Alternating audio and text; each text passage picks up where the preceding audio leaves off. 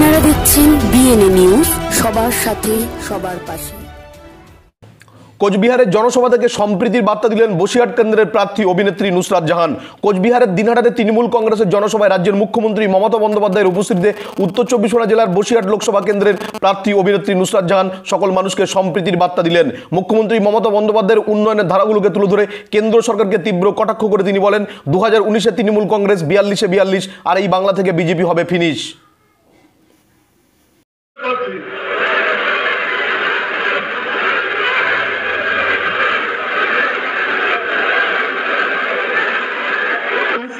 নমস্কার, কেমন আছেন আমার ভাইরা আমার দিদিরা? জনসমুদ্র আমার সামনে আছে, আমি জোরে একবার চিৎকার শুনবো মা মাটি মানুষের জন্য।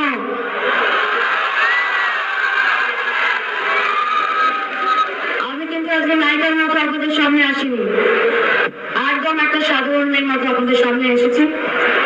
কিছু কথা বলতে চাই আমাদের মায়েদের, আমাদের ভাইদের। আজকে দিদি যা বাংলার মানুষের জন্য করেছেন সেটা অন্য কারো ক্ষমতা ছিল কি বলার?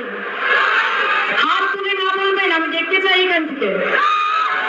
একদম বাংলার বাড়ি বাড়িতে উনি যা পৌঁছে দিয়েছেন, খাবার, বাংলার মেয়েদের শিক্ষা, আজকে আমাদের যুবকদের ছেলে মেয়েদের চাকরি, আজকে একটু ভালোভাবে জীবনযাপন করতে বাংলার মানুষদের যা যা দরকার সেই সমস্ত কিছু নিয়ে উনি কিন্তু 24 ঘন্টা ভাবছেন।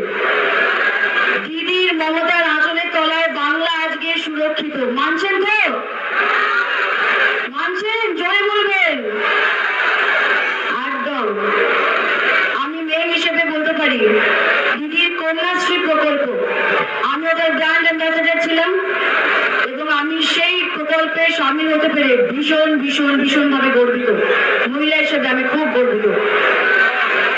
বাংলার বাড়িতে বাড়িতে মেয়েরা এগিয়ে চলেছে। দিদি তাদেরকে শিখেছে মাথা উঁচু করে বেঁচে থাকা। আমি কি ঠিক বলছি না ভুল বলছি? আমার মায়েরা বলবেন। আমি কোনো বাজে কথার মধ্যে নেই। আমি যেটা দেখেছি, যেটা অনুভব করেছি, আমি সেটাই বলছি। আর আমি যেটা অনুভব করেছি, বাংলার বঙ্গবাসী হিসেবে আপনারাও সেটাই কিন্তু অনুভব করেছেন। আজকে আপনি আর আমি কিন্তু আলাদা না। এই কন্যাশ্রী প্রকল্প 7 লাখের উপরে মেয়েরা শিক্ষা পেয়েছে। এই কন্যাশ্রী প্রকল্প যখন আমাদের মোদীজি কপি করেছেন, একটু ভালোভাবে কপি করতে পারতেন, কারণ উনি ভালোভাবে কপি করতে পারেননি। উনি বার করলেন বেটি বাঁচাও বেটি পড়াও প্রোগ্রাম লঞ্চ করলেন, যেটা সারা ভারতবর্ষ মিলে সেই প্রোগ্রামের যে বাজেট আছে সেটা হলো 100 কোটি টাকা। আর শুধুমাত্র আমাদের বাংলার মেয়েদের জন্য কন্যাশ্রী প্রকল্পের যে বাজেট আছে সেটা হচ্ছে 7,000 কোটি টাকা। মানে ভাবা যায়, ভাবা যায়, আকাশ পাতালের তফাৎ আছে। এইটা নিয়ে আমরা কি বলবো? দেখুন, আমরা বাংলার মানুষ ভীষণ সিধে মাথা, কিন্তু আমরা বোকা নয়। আমরা বুদ্ধিজীবী মানুষ, আমরা শিক্ষিত মানুষ, আমরা ভালো মানুষ, আমরা সৎ মানুষ। আমরা বাঙালিরা ভীষণ চপ খেতে ভালোবাসি, তাই বলে এবারে ঢপের চপ দিলে কিন্তু চলবে না। আমরা ঢপের চপে বিশ্বাস করি না। এই দেখেছেন শীতকালে দেখবেন আপনাদের গ্রামের নদীতে, নদীর ধারে বা পুকুরের ধারে কিছু নতুন পাখি দেখা যায়। তারা সারা বছর দেখা যায় না, কিন্তু তারা শুধুমাত্র শীতকালের সময় দেখা যায়। তেমনি নির্বাচনের আগে কিছু লোকজন বাড়ি থেকে বাইরে বেরিয়ে আসে, গেরুয়া রঙের কুর্তা পরে, বলে আমরা নাকি নেতা। আমরা যে দলেরই নেতা হোক না কেন, আমরা মানুষের সামনে আসি, আমরা ভুলভাল কথা বলি, আমরা মিথ্যে কথা বলি, প্রতিশ্রুতি দিই, প্রতিশ্রুতি ভঙ্গ করি এবং প্রত্যেকবারের মতো গো হারান হেরে বাড়ি যাই। তাও আমাদের লজ্জা নেই, তাও আমাদের লজ্জা নেই। এবং আমি নাম নেব না, তাদের যারা প্রতিনিধিরা রয়েছে, একজন বিশিষ্ট প্রতিনিধি একজন একটা বড় পত্রিকায় হেডলাইন দিয়েছিলেন যে লোকসভা নির্বাচনের জন্য নাকি বাংলার থেকে কোনো উপযুক্ত প্রার্থী ওনারা খুঁজে পাচ্ছেন না। মানে আজকে তাদের দলের হয়ে যে প্রতিনিধিগুলো দাঁড়িয়েছে, তাদের সত্যি সত্যি ক্ষমতা নেই যে তারা তাদেরকে জিতিয়ে দিল্লি অব্দি নিয়ে যাবে। এটা ওনারা আগেই নিশ্চিত করে দিয়েছেন, অনেক আগে। তো আমাদের তো কোনো ভয়ের বিষয় নেই, কারণ আমরা বাংলায় উন্নয়ন দেখেছি।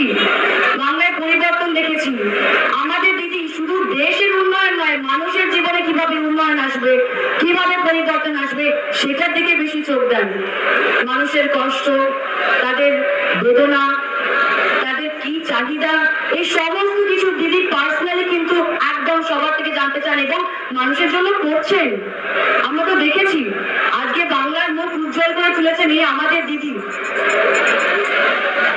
এই প্রসঙ্গে একটা কথা বলবো যে অনেক কিছু মাতামাতি হলো নিয়ে যে আমাদেরকে 7টা ফেজে ইলেকশন হবে, কেন্দ্রীয় বাহিনী আমাদের কেন্দ্রীয় বাহিনী পর্যবেক্ষণে ইলেকশন হবে। তো সেই প্রসঙ্গে আমি বলি যে 2004 সালে কেন্দ্রীয় বাহিনীর পর্যবেক্ষণে ইলেকশন হয়েছিল, এক ফেজে ইলেকশন হয়েছিল, আমরা একটা সিট জিতেছিলাম। 2009 সালে 3 ফেজে ইলেকশন হয়েছিল, আমরা 19টা সিট জিতেছিলাম।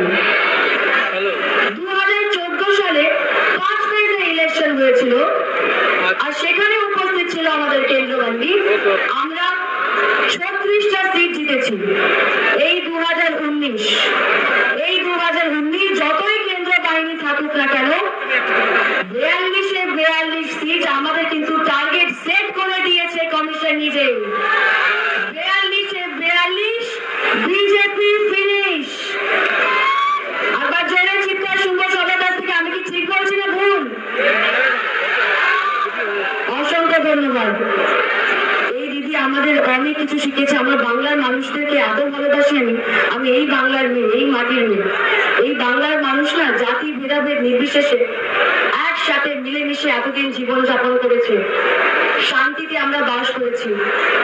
দিদির কাছে শিখেছি ধর্ম মানুষের পরিচয় নয়, কর্ম তাদের পরিচয়।